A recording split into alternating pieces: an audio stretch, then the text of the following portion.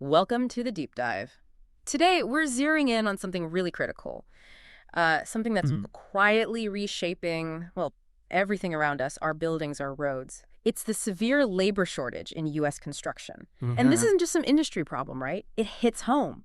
It affects infrastructure, the economy, project timelines, and, yeah, costs that you end up paying. It's a ripple effect, You're really. exactly right. And our mission today essentially is to unpack this. We want to look at the root causes, really understand the impacts because they're broad, and then explore, what's being done about it. What are the potential solutions? Okay, It's not just what's happening, but why it matters to, well, pretty much everyone. got it. So let's start right there. What's the current situation? Just how bad is this shortage? Can you paint a picture for us? Well, it's significant, and it's getting worse, honestly. The numbers, they tell a pretty clear story. Okay. The overall vacancy rate in construction, it's climbed to 4.5% as of the last quarter.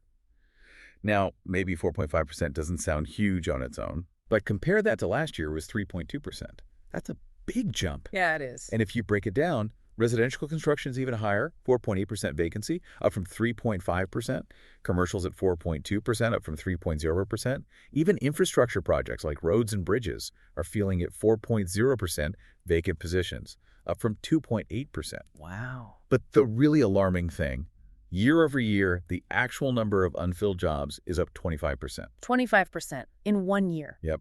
A quarter more openings than just 12 months ago. It Yeah. shows this isn't a blip, it's a serious trend. Okay, a 25% jump is staggering. Is this hitting everywhere equally, or are some places feeling it more than others? Oh, it's definitely not uniform. That's a key point. You see big regional differences. Where? States like California, Texas, Florida, they're really feeling the squeeze. Makes sense. Lots of building going on there. Exactly. Huge projects, high demand. And then there's this urban versus rural split, too. Cities generally have the more severe shortages because that's where most of the big construction activity is concentrated. Rural areas have their own unique challenges, though. Okay, those numbers are definitely sobering. But they're symptoms, right? So what's actually causing this? What are the root causes we need to understand? Right. It really boils down to three main drivers, I'd say. First off, a huge one is the aging workforce and this retirement wave. Okay. The industry is facing a major demographic shift. You have a lot of older, experienced workers hitting retirement age. And these aren't just any workers. They hold, like, decades of invaluable knowledge. The kind you can't just teach in a classroom. Exactly. Construction's workforce skews older, predominantly male, and that experience is walking out the door. The real challenge isn't just fewer bodies. It's losing that deep, almost intuitive knowledge. It's like a potential extinction event for Yeah. practical wisdom. Wow, extinction event for knowledge. That's Yeah. that's powerful. So if the veterans are leaving, are younger people stepping up? Well, that's the second big issue. Declining interest among younger generations. Mhm. Yeah, frankly, fewer young people are looking at construction for a career path. Part of it is perception. They might see it as just physically demanding, maybe dirty work, not rewarding enough. Even though the pay can be quite good in skilled trades. Right. They often lean towards other industries they think offer maybe better prospects or work-life balance, sometimes overlooking the potential in construction. Okay, so older workers leaving, fewer younger ones coming in. What's the third piece? The third piece is immigration policy changes. This is important too. Shifts in visa rules and regulations have definitely affected the supply of foreign labor. How so? Well, tighter restrictions have limited the number of foreign workers, both skilled and unskilled, who traditionally filled many roles in the industry. For a sector that's historically relied quite a bit on immigrant labor, especially for demanding jobs, these policy changes have just added another layer to the shortage. Fewer people coming in, fewer young people interested, retirements. Yeah, that really does sound like a perfect storm. So how is this all hitting the industry's bottom line? What's the economic damage? Oh, the economic fallout is serious, and it goes way beyond just the construction companies themselves. The most direct hit, rising labor costs. Simple supply and demand, right? Fewer workers, higher wages. Exactly. Contractors are having to pay more, sometimes a lot more, just to attract and keep the workers they need. Skilled trades, especially, are seeing significant wage inflation. And that must affect project budgets. Absolutely. Which leads to the next big impact: project delays and budget overruns. Not having enough people on site means things take longer, costs spiral. We've seen real-world examples. A major infrastructure project delayed 6 months, cost 15% more purely due to labor shortages. 15%. Yeah. Or take commercial building B planned, finished December 2022, pushed to March 2023, 12% over budget. Residential Complex C, similar story. Delayed March to June 23, 8% cost overrun. These aren't small bumps, they're major financial hits. And those costs, they don't just disappear, do they? I imagine we, the consumers, end up footing some of that bill. You're absolutely right. That connects directly to housing affordability. Those increased labor costs, they get baked into the final price of buildings, especially homes. So it makes buying a house even harder. Precisely. It's a direct contributor to higher housing prices, making homes less affordable for a lot of people. You can draw a straight line from the job site shortage to the price tag on a new house or apartment. Okay, so the economic impact is clear. But what about the people still working in construction? The ones who are there dealing with this day in, day out? How's it affecting them? Yeah, the human element is crucial, and it's tough. The existing workforce, they're carrying a much heavier load. Increased workload is the norm. Longer hours, more pressure. Definitely. Longer hours, often more complex tasks because maybe the specialist isn't available. We're seeing some really concerning overtime trends and burnout. Average overtime hours up 15% in just the past year. 15% more overtime, wow. And listen to this. 62% of construction workers say they feel more fatigued. Nearly half, 45% of employers, are worried about the impact of all this overtime on worker health. That's a serious physical and mental strain. That's really sobering. Focusing on deadlines is one thing, but worker fatigue. That's where safety comes in, right? Are they at least getting paid more for being in such high demand? Yes, there is that side. The shortage is definitely driving wage inflation and changes in compensation. Companies are offering higher pay and better benefits to attract and keep people. Like what kind of benefits? Things like improved health insurance, better retirement plans, maybe with employer matching more paid time off, vacation days, Yeah. trying to make the package more attractive. But you mentioned safety. Right, and that's the critical trade-off. There are very real safety concerns from overworked personnel. Fatigue, stress, rushing. It all increases the risk of accidents. Yeah, I can see that. Studies actually show a link between these labor shortages and higher accident rates.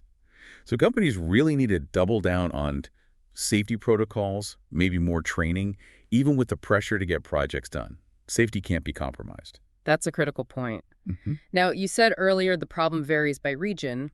Can we circle back to that? Where are these shortages hitting hardest?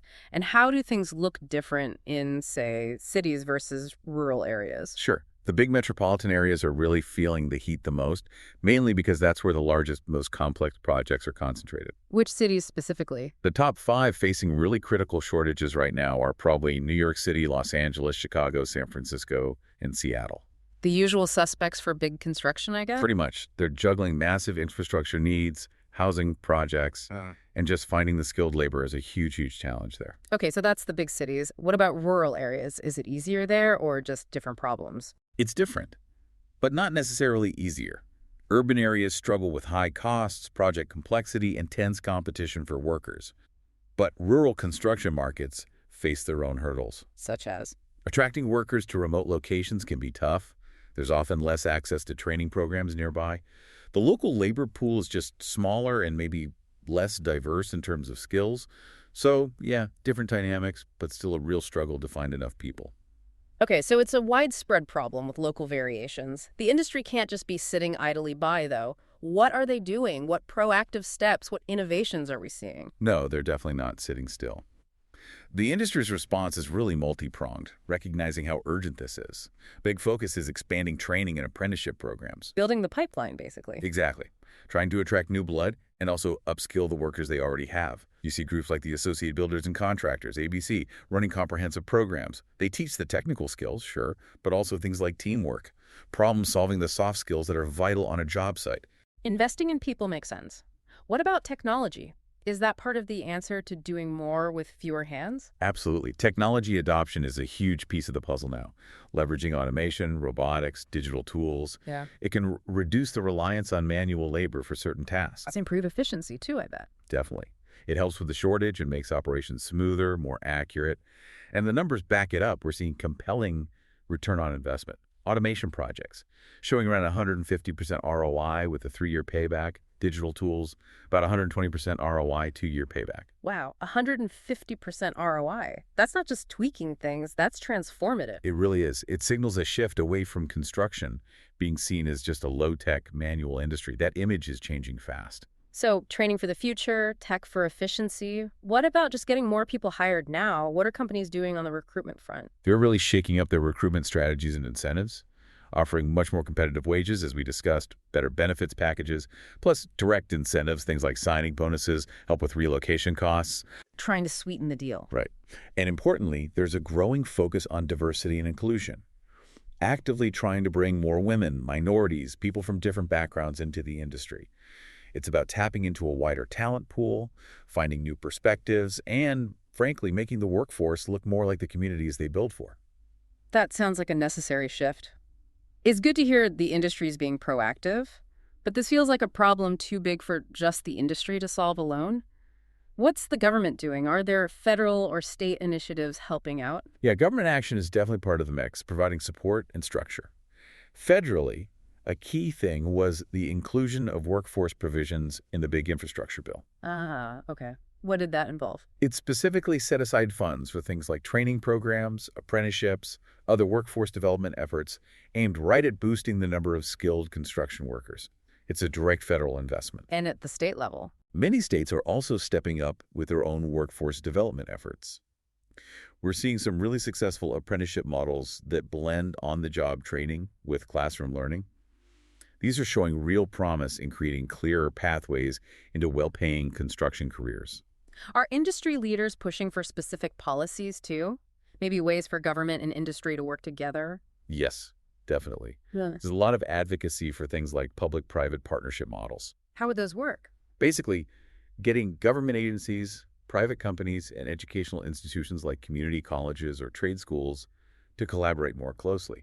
Pooling resources for training, maybe aligning curriculums with industry needs, creating smoother transitions from school to jobs. It's about building a more connected, sustainable system. Okay, let's circle back to technology for a minute, because you mentioned some impressive ROI numbers. Can you give us some more concrete examples? What kind of tech is actually easing the labor crunch on job sites? Sure, automation and robotics are starting to make a real impact, even if it's still early days for widespread adoption. Robots. Like actually building things. In some cases, yeah. Robots being used for tasks like bricklaying, very repetitive, precise work. Also concrete finishing, even some demolition tasks. They boost precision, speed up those specific processes, and yes, reduce the need for as much skilled manual labor in those areas. Is this common yet? It's growing. The global market for construction robotics is expected to expand significantly. It's a clear trend for the future. Okay, robots laying bricks. What else? You mentioned building offsite. Right, prefabrication and modular construction, that's a big one. Basically building components, entire rooms, wall sections, bathroom pods in a factory setting. Like building with giant Lego blocks? Kind of, yeah. Yeah. It dramatically cuts down the amount of labor needed on the actual construction site. Manufacturing in a controlled environment improves efficiency, boosts quality control because conditions are consistent. And avoids weather delays, I suppose. Exactly. Huge labor efficiency gains. Yeah. Less on-site chaos, less weather impact. It's a major shift in how we think about putting buildings together. Fascinating. And what about tools for the workers themselves? Digital stuff. Oh yeah, digital tools enhancing worker productivity are huge. Things like BIM building information modeling. It creates these incredibly detailed 3D digital models of the entire project before you build. So you catch problems early. Precisely. Clash detection, planning, logistics, it's all vastly improved. Then you have augmented reality, AR, and virtual reality, VR. Great for visualizing complex designs, but also for training. Workers can practice tricky installations in VR before doing it for real. Safer, fewer mistakes. Exactly. And even just simple mobile apps on tablets or phones, giving workers instant access to blueprints, communication tools, real-time data sharing. It all makes the whole process smoother, faster, and less prone to error. It really sounds like technology is weaving its way into almost every aspect of construction now. So with all this going on, the retirements, the new tech, the training pushes, what does the future look like? What are the projections for the labor market ahead? Well, the outlook is definitely dynamic. The need for workers isn't going away anytime soon. Projections through, say, 2030 show a continued substantial need for new people entering the field. Can you quantify that? Yeah, the demand varies by sector. But infrastructure projects are expected to need about a 25% increase in workforce. Residential, maybe 15%. Commercial, around 10%. These are big numbers, meaning the recruitment and training efforts need to be sustained. And the jobs themselves, will they look different because of all this tech? Absolutely. That's one of the key emerging trends in construction employment. Technology isn't just helping with the shortage, it's changing the nature of the work. We're seeing new job categories emerge. Like what? Things like operating and maintaining sophisticated construction robots or automated equipment, drone pilots for site surveying, data analysts interpreting information from smart sensors on site. The skill set is evolving. So what about potential long-term solutions beyond what's already happening? What systemic changes might be needed? Tackling this long term probably requires some bigger shifts. Things like reforms in the education system, getting more vocational training and exposure to construction careers back into high schools, for instance. And then there's the ongoing discussion around immigration policy. How can it be adjusted to better meet the economy's needs for both skilled and, frankly, unskilled labor in sectors like construction? Uh-huh. So wrapping it up, this construction labor shortage, it's clear it's not just one simple problem. It's multifaceted, right? Driven by these deep-seated factors like the aging workforce, the retirement wave, and that declining interest we see among younger folks. Right. But it's not like everyone's just throwing up their hands. Mhm. We've talked through a whole range of responses. The industry stepping up with training, embracing tech, rethinking recruitment. Then there's government involvement, federal money flowing in, state programs trying innovative approaches, talk of these public-private partnerships. Yeah. And underpinning a lot of it is technology automation, building off-site with prefab, all those digital tools making work smarter and more efficient. It's a really complex picture with lots of moving parts. It really is. And moving forward, continued innovation in tech, in training, in policy, and crucially, collaboration, Yeah. between the industry, policymakers, educators, tech developers. That's going to be absolutely essential to navigate this challenge and build a more sustainable path for construction. Definitely. And given how fundamental construction is, I mean, it builds the world around us, our homes, workplaces, the roads we drive on this deep dive really highlights that the future isn't just about building structures. It's maybe even more about building and nurturing a skilled, adaptable, and resilient workforce for tomorrow. So thinking about all these efforts, what impact do you think they'll ultimately have on the communities and the actual infrastructure taking shape all around us?